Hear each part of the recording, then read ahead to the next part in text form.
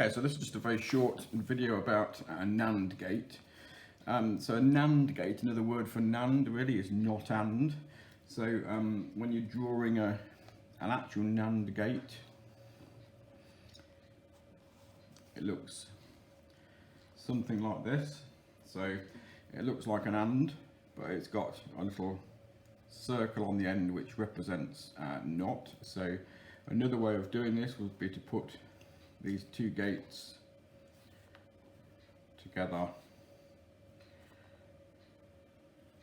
like this. So when you've got a gate like this, in this case if we've got and then not, if we've got 1 and 0 coming into and, then we know that both inputs have to be 1 for and to be 1, so that will be naught. But we know that not's the inverter, so it changes noughts to ones, so the output is going to be 1 in this case.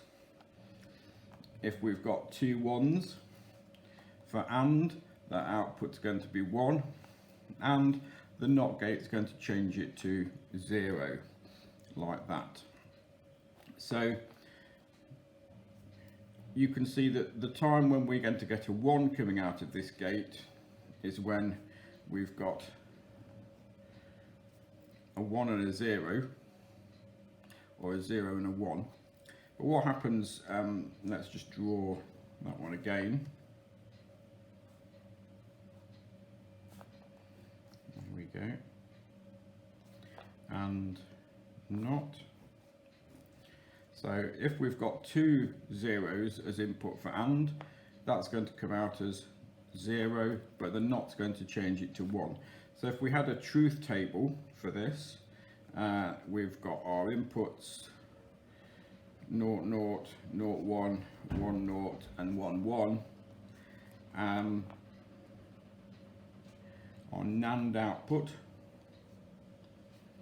So two noughts is going to make a naught here and then a 1.